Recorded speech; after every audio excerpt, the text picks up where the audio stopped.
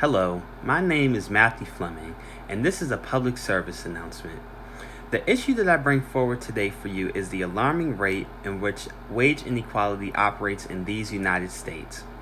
Ever since its implementation under FDR, the federal minimum wage has existed to maintain the economic structure and stability of workers so that they are not subjected to abusive labor. It has risen several times since then, in line with inflation of the dollar. But lately, the federal government has lagged behind in such action. The last time that the minimum wage was effectively raised was in 2009, shortly after the election of Barack Obama. The amount then was $7.50 per hour. We now still here in 2021, slowly recovering from this pandemic, but recovery has not been so easy for many Americans.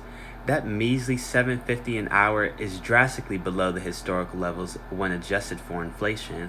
Did you know that in the past 12 months, the Census Bureau reported that out of the 320 million Americans in the United States, almost 40 million of those individuals are living below the poverty line. That is 12.3% of the population. While that seems like a small percentage to those people who are not only living in poverty, but below poverty, it is a big deal. When it comes to money, in most circumstances, people have to make trade-offs on things that some of us might consider essential. Of that 12.3% of the population, 18% of those are children under the age of 5. Children in this wealthy country should not have to worry about where the next meal might come from, or whether or not they are going to get to play a sport because of the registration fee. All they should be worried about is enjoying their own youth, but unfortunately that is not a reality for them. From a religious perspective, the Catholic social teaching advocates for the right to work and the rights of workers. Simple enough when said, but when people are barely making enough money to point that they are suffering, that is not what the CST stands for, and it demands bold change. According to the Catechism of the Catholic Church, a just wage is the legitimate fruit of work. To refuse or withhold it can be a grave injustice. It has constantly been backed by the papacy, as far back as Rerum Novarum under Pope Leo XIII in 1891, in response to the Industrial Revolution. He stated, "Lastly, the rich must religiously refrain from cutting down the workmen's earnings."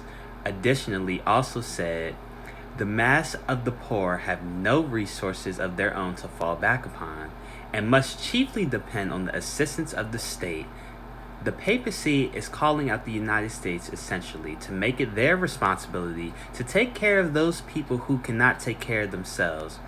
But this injustice still occurs continuously in this country when adults are making $7.50 an hour. That is why Senator Bernie Sanders from the state of Vermont is such a zealous advocate for raising the minimum wage. In his most recent attempt, in early January, he proposed a wage increase over the course of 5 years, raising it $1.50 per year, but his outcome did not fall through. But he reassured that the issue is not going anywhere and that he, again, and along with other senators, will vote again upon the subject soon. In his presidential campaign, Bernie Sanders stated that there should be no billionaires. We are going to tax extreme wealth and invest in working people. So you might wonder, what might a minimum wage increase do for the country? Well, the answer is quite a gray area.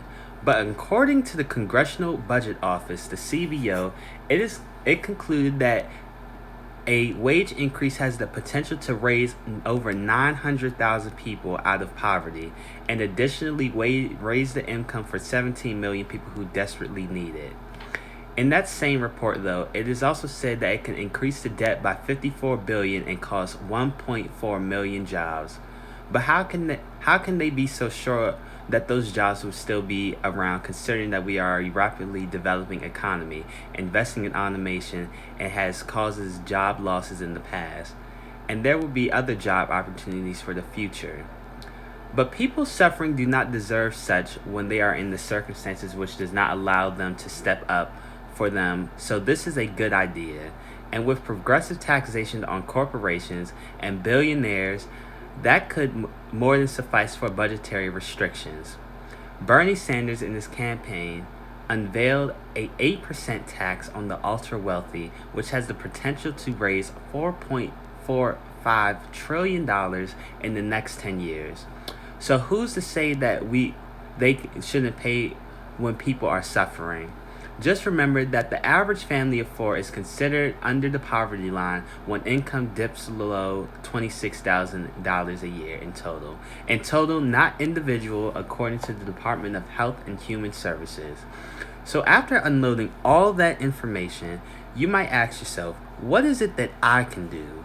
The answer is to research, pay attention to the issues involved in your country, and to support these progressive plans by contacting the federal representative and telling them that you support this.